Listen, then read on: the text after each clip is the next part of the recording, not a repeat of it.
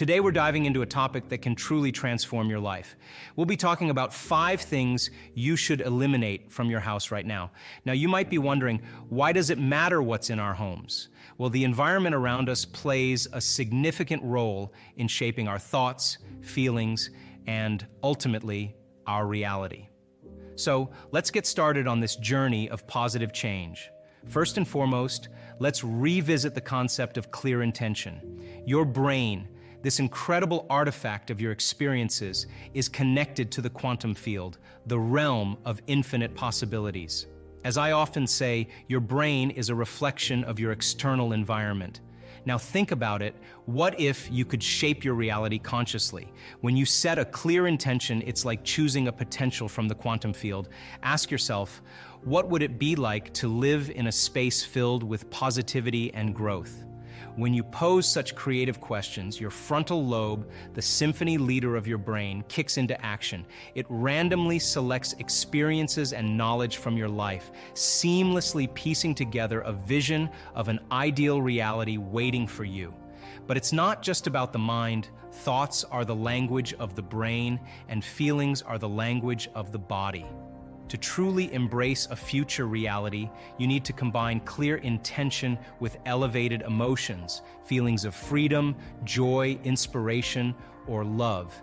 Your body, the unconscious mind, begins to believe it's living in that future reality in the present moment, marking your journey into a new state of being and creating a new personal reality. Now let's talk about coherence, both in the brain and the heart. Our research has shown that when you regulate your internal states by generating elevated emotions like joy and gratitude, not only does your brain become coherent, but so does your heart. And when the heart and brain are coherent, you're in sync with the powerful forces of creation. So why don't we live in these states daily? The majority of the time, we're living in the waking state of consciousness, driven by stress hormones. Living in stress is living in survival mode, where the chemicals of survival make us function as materialists, focusing on the external world.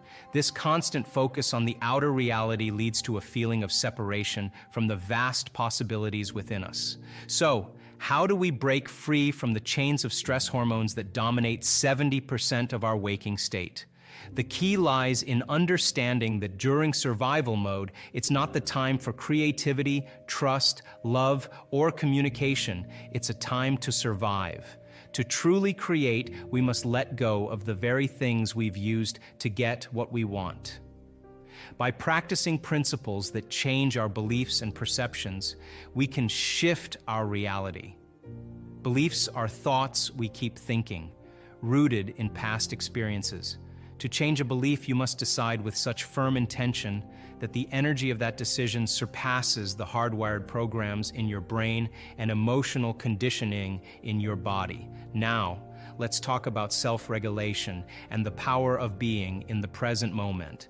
The challenge is that when things go well, we feel good, but when they don't, we feel bad. Many people unconsciously rely on external factors to change how they feel. But what if I told you that you are creating your reality all the time? To turn the battleship around, you must understand that your thoughts and feelings have an effect on your outer world. It's a process of gaining knowledge, practicing, and experiencing the synchronicities and opportunities that come your way.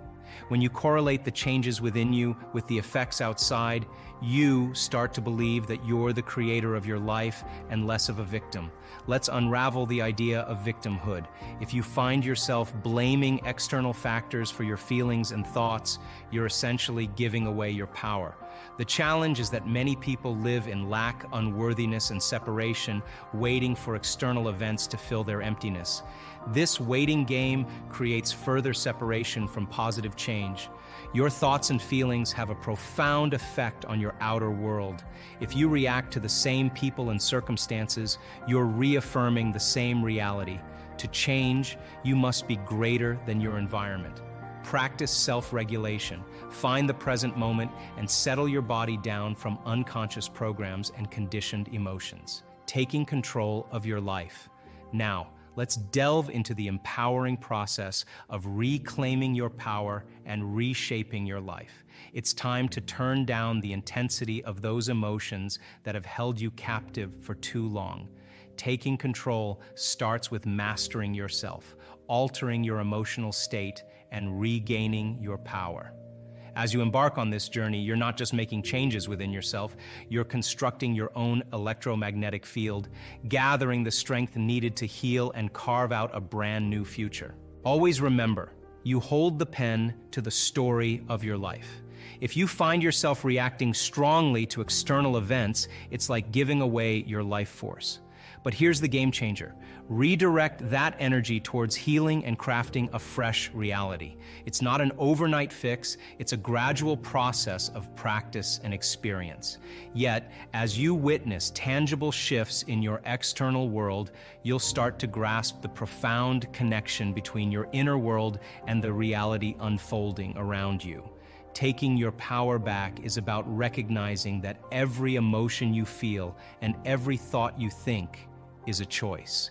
You are not a passive observer of your life, you are the creator. If you've been swept away by circumstances or events, it's time to plant your feet firmly on the ground and redirect your course. This redirection involves choosing healing over distress and consciously creating a new reality. As you lower the volume on those emotions that have dictated your responses for so long, you're doing more than just quieting the noise within you. You're constructing an electromagnetic field, an invisible force that radiates from you, influencing the world around you. This field is not just a concept, it's a tangible expression of the energy you're harnessing through your journey of self-mastery. Taking control is not only about breaking free from the shackles of old emotions, it's a gateway to healing and crafting a future that aligns with your desires. Your newfound energy becomes the catalyst for positive change, allowing you to navigate towards a future filled with possibilities. This process is not about erasing the past, but transforming it into a stepping stone toward a brighter tomorrow. A pivotal realization awaits you as you navigate through this transformative journey. Your inner world is intricately connected to your outer reality. Your thoughts and feelings are not dictated by external circumstances. Instead, they have the power to shape your reality consciously. It's not merely a philosophical idea, it's a fundamental truth that, once grasped, becomes a compass guiding you through life. Real change starts with clear intentions and elevated emotions. Embrace the idea that you are the architect of your reality. By setting clear intentions for the life you want to lead and infusing those intentions with elevated emotions like joy, gratitude, and inspiration. You are not just changing your home decor, you are sculpting a new, vibrant life for yourself. Let's not forget the impact of stress hormones. Breaking free from the cycle of stress is key to unlocking your full potential. By practicing self-regulation, you are not only creating a harmonious internal environment, but also influencing the coherence of your brain and heart. This, in turn, propels you towards a state of balance and resilience. In your journey, recognize that every thought and feeling is a choice, a brushstroke on the canvas of your life. Choose consciously and witness how these choices manifest in your outer world. It's not about being a victim of circumstances. It's about being the captain of your ship, navigating through the waves with intention and purpose. Now, your brain is organized to reflect everything you know in your life. Your brain is a reflection of your external environment. It's an artifact of all the things you've learned and experienced to date. Feelings and emotions are the end product of past experiences. And if you're feeling the same way every single day, it means two things. Number one, nothing new is happening in your life. And if those emotions are driving certain thoughts, and those thoughts then are creating the same emotions, then your thinking equal to your emotional state means you're thinking in the past. And if you believe that your thoughts have something to do with your destiny, as long as you're thinking equal to your familiar emotions, you keep reaffirming the same past experiences in your life over and over again. Our research shows without a doubt in the last 3 years that when students of our work combine a clear intention. Now, intention is a vision, a potential that already exists in the quantum field that you get to select. And when you ask yourself a question like, what would it be like to be healthy? What would it be like to be wealthy? What would it be like to be free or to be in love? The moment you ask that creative question, a part of your brain called the frontal lobe turns on. That's the crowning achievement of the human being. Once that area of the brain turns on, it's like a great symphony leader. It looks out of the landscape of the entire brain, and it begins to randomly select different networks of neurons that are connected to the things you've learned in your life or the experiences you've had. And it begins to seamlessly paste them together to create an ideal, a vision, or an internal representation. That is a potential experience that's awaiting you. But it's not enough to just have the mind involved. Thoughts are the language of the brain, and feelings are the language of the body. And how you think and how you feel creates a state of being. Once you can begin to emotionally embrace that future reality before it's made manifest, when you combine that clear intention with an elevated emotion, the freedom, the joy, the inspiration, the genuine love that you feel or gratitude from that experience, the moment you do that, your body, as the unconscious mind, begins to believe it's living in that future reality in the present moment. Now you're moving into a new state of being, into a new personality, and a new personality creates a new personal reality. The research that we've done shows that when we teach people how to regulate their internal states, to begin to create more coherence in their brain, and to generate elevated emotions like joy and gratitude and inspiration, that not only does the brain become coherent, but so does the heart. And when the brain is coherent, the heart is coherent. When the heart is coherent, the brain is coherent. And so why don't we live by these states on a daily basis? Primarily because the majority of the time that we live in our waking state of consciousness, 70% of the time, you and I are living by the hormones of stress. And living in stress is living in survival. And when you're living in survival, the very chemicals of survival cause you to function as materialist, defining your reality with your senses. You pay attention to objects and things and people. You begin to believe that your outer world is more real than your inner world. And the side effect of this over time begins to cause us to feel separate from possibility. Why? Because when you're threatened by some predator or some danger in your life, it's not a time to go in. It's not a time to trust the unknown. It's not a time to open your heart and feel love. It's not a time to communicate. It's not a time to create. It's not a time to learn. It's a time to survive. So then, in order for us to create, we have to lay down the very thing we used our whole life to get what we want, for something greater to occur. And most importantly, we want you to understand when you're in the creative state and when you're not. And if you were to take a little time every day and apply some of the principles in changing beliefs and perceptions about yourself and your life, and what is a belief other than a thought you keep thinking over and over again? And all beliefs are based on past experiences.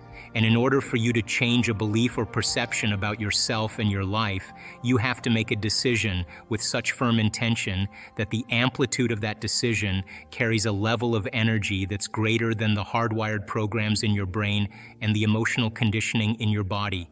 And your body literally has to respond to a new mind. And when the choice becomes an experience that you never forget, that's the moment the past biologically no longer exists in you. People use the word victim so much, and I don't really think we spend a lot of time really unraveling the idea. And it's just those beginning moments where it begins to happen that we begin to prove to ourselves how powerful we really are. So take time in the morning and the evening and the rest of the day Check in with yourself at certain times to see if you're still in that energy. And if you're not, excuse yourself for a second, raise your energy, and step back into your life. If you keep doing that over and over again, you'll become less frustrated, less impatient, less judgmental. You'll just become something of the past, and you'll be someone else. When you finish your meditation, if you get up feeling the same way as you sat down, nothing really happened. Nothing happened neurologically, biologically, chemically, hormonally, genetically. You're still in the same state of being. But when you get up and you feel like an elevated sense of self, your heart is swollen, and you have a clear vision of your future, and your energy's different. The question is, how long can you maintain that state? So you're literally broadcasting a whole new electromagnetic signature in that state. Thoughts tend to be electric, and feelings tend to be magnetic. The way we think and feel is what we broadcast into the field. And what we broadcast into the field is our experimental destiny. So then when you go within and you disconnect from your outer world and you sit your body down and it's no longer experiencing anything and you're not thinking about your schedule, your past, or your future, as I said today, you're being defined by thought and you're making your inner world more real than your outer world. When you open your eyes and you present yourself to the world, the job then is to not react emotionally to the same conditions in your life, because the moment you react emotionally, you're equal to the conditions in your life and you're back in your past. So then when you fall from grace and you move off that state, then you sit down and you realign. You begin to tune in again and you change your energy again. Now, when I'm going through change in my life or I have a specific outcome that I want to create, I love to get up early in the morning. That's my time. I'm a 4:30 in the morning guy because that's my time. The rest of the day, I'm serving. But I love getting up early and changing and working and having some time to myself. And I believe that when I invest in myself, I invest in my future. And that time in my morning, nobody bothers me because that's my time. And because of brain waves and brain chemistry, the door between the conscious mind and the subconscious mind is more open. And so if I get up early and I'm kind of between theta and alpha, I don't have to work as hard, I'm not thinking, I just kind of relax into the moment. In the evening, I always ask myself, how did I do? How was one lifetime in one day? Where did I fall from grace? What happened? And so then when I look at seeing how I reacted to someone or something, or I made the choice that I could have made a better choice, I naturally, we all do this, begin to think, well, if the same situation happened again, how would I do it differently? And that's the act of beginning to come up with a new plan. The act of rehearsing it in your mind begins to install the circuits in your brain, priming your brain so that when the next experience happens, you could modify your behaviors and do a better job in life. That's called plasticity. If you decide, okay, if I'm taking time out of my busy life to emulate the divine creator, then if I'm going to create something unlimited, I better feel unlimited. If I'm going to do something magnificent, I have to become magnificent. And if you keep doing that over and over again, it will begin to become more readily available to you. It'll get easier. And so when we're in that energy all the time, that's when the synchronicities and the serendipities and all those wonderful coincidences begin to happen. And it's those coincidences that are feedback in our environment where the field begins to open doors for us. That's what we want to occur. Now, I have worked on things in my life, and I'm a sincere person. I've worked on things in my life for years, and I always thought it was about the event or the experience I wanted to create, but all along I was changing. And when I finally reached a point where I could care less if I could have the experience is the moment it happened. But all along, the divine loving intelligence, this mother-father principle, of course, it's observing us into life. We are vitalistic, energetic beings that when we begin to unify all these principles that we're talking about, you can't get this in one sitting. You can't, you have to keep understanding it, keep reviewing it, keep redoing it, keep experiencing it. And new experience then causes you to dream in a way you would have never dreamt before unless you had that experience. And that's how God gets to know itself. So then I don't care what meditation you do, I just like the fact that you're connecting. And the more you connect, the more whole you feel, the more natural it becomes. Then, of course, the next experience then causes you to dream in another way. And what I know from my own experience and many students, it's not about material things. It's about those mystical moments, those transcendental moments, those moments where your jaw drops and you are in awe of life. Those moments that take our breath away, that cause us. And this has happened to me so many times. Every time I have one of those experiences, I think to myself, I got this all wrong. I got this all wrong. Some veil has been lifted, and now I'm seeing more clearly about the way things really are. Intention is, you may say, I want a healing. I want a new job. I want a new relationship. Now, the moment you ask the question, the what-if question, what would it be like to be in love? What would it be like to have a new job? What would it be like to be in a new relationship, to do whatever, to be healed? The moment you ask that question, the part of your brain called the frontal lobe, which is the crowning achievement of the human being, 40% of your brain is the frontal lobe. It's the workshop, it's the creative center. Frontal lobe has connections to all other parts of your brain. The moment you ask an open-ended question, you speculate a possibility. The creative center turns on and it looks out over the landscape of the entire brain, and it begins to call up different networks of neurons that are stored in your brain based on something you've learned intellectually, knowledge, or something you've experienced in your life. Like, well, I know what it is to be in love, or I know what it is to have a good job, or I read a book about it, and it begins to call up these different networks of neurons, and then it seamlessly pieces them together to create a new idea, a new vision. And when you put all those networks together and they fire in tandem, you'll get a clear picture in your mind. And that clear picture is called intention. Now, the more you have conditions or the more you have specifics about that job, like, for example, I want to make this amount of money more a year, I want to have health benefits, I want to have 3 weeks vacation, I want to travel, I want to work with great unlimited creative people. That all is the elements that help to add to that vision. Now, the picture you get in your mind could be the word job, or it could be just an image that's personal to you. But the image then represents all of those conditions. So you can have several conditions that make up your intention. But the intention typically is a symbol. Like, you may see a retreat center that you may want to start and you have a picture of it. But once you see that picture, the next thing that happens, you start to live that dream.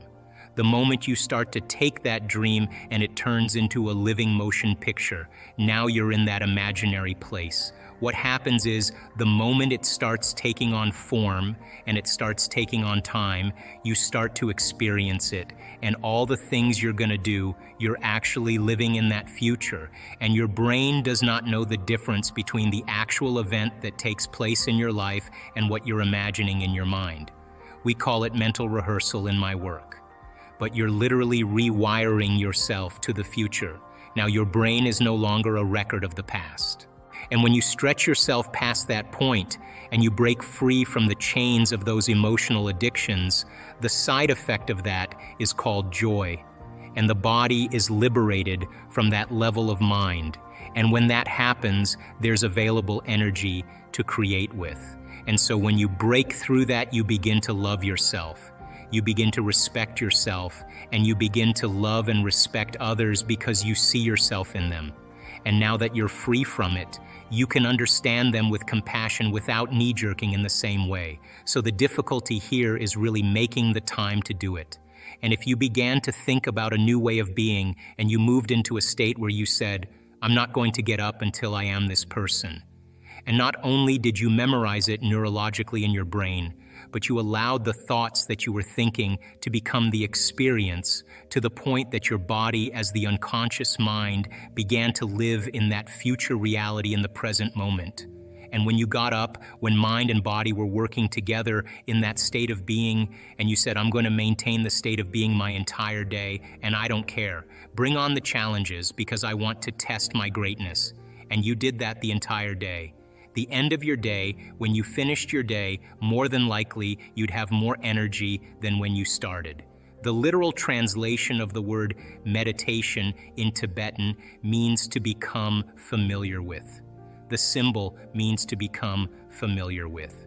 So if you're becoming conscious of or familiar with your unconscious self to the point you're so conscious of your unconscious thoughts, so familiar with your unconscious habits, and so aware of your emotions that you would never let them go by unnoticed by you.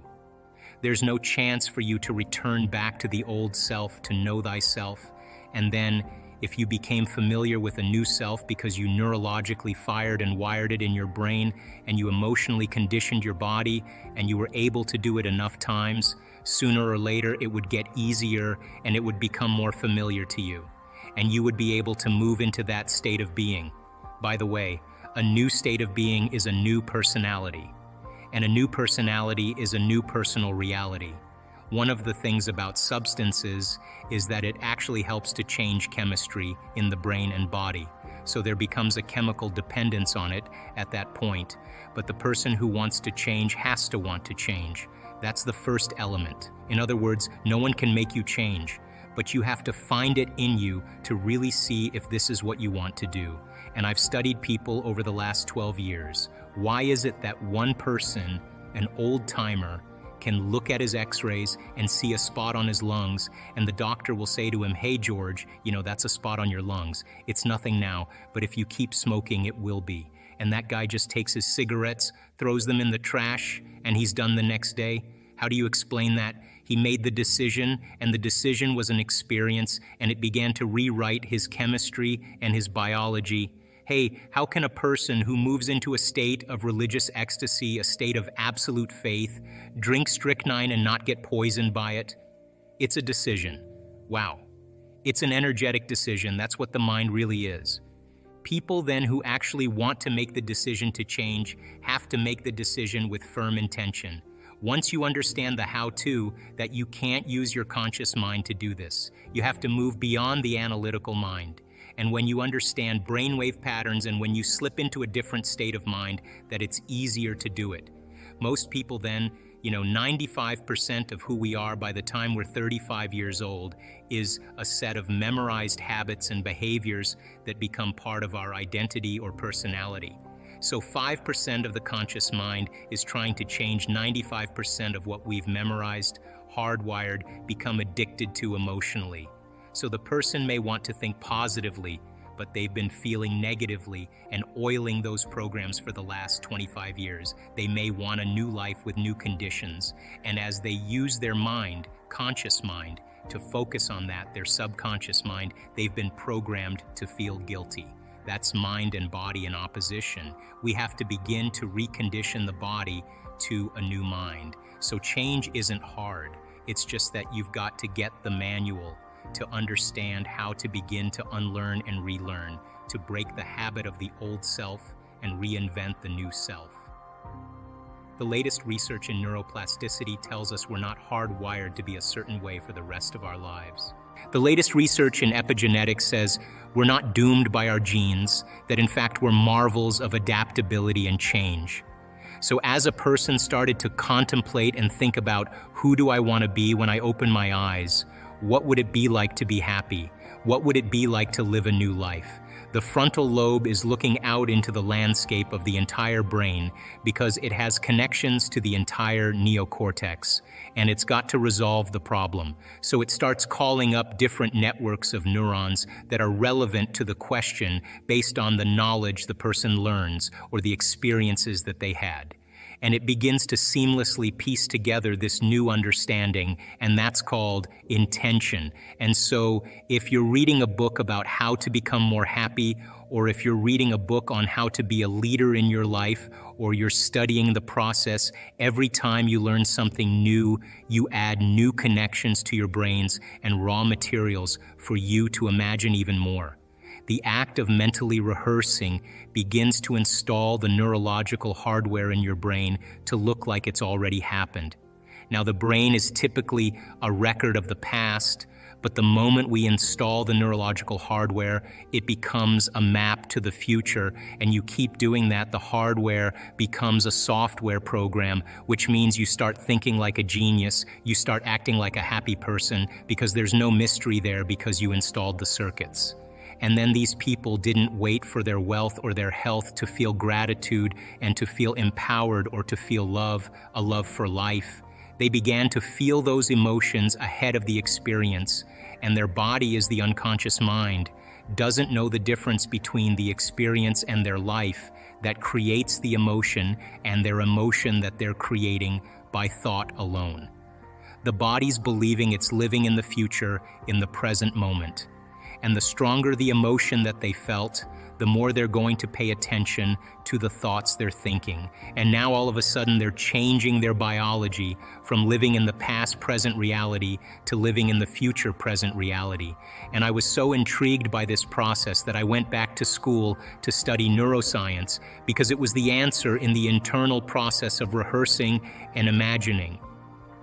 They had long moments where they lost track of time and space, where when they opened their eyes, they thought it was maybe 15, 20 minutes later, and it was an hour and 15 minutes later.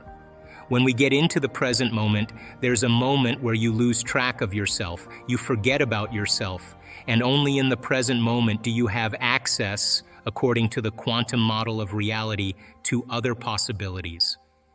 And when you're truly in the present moment, the generous present moment, that's the moment then that you are no longer living in the familiar past or the predictable future.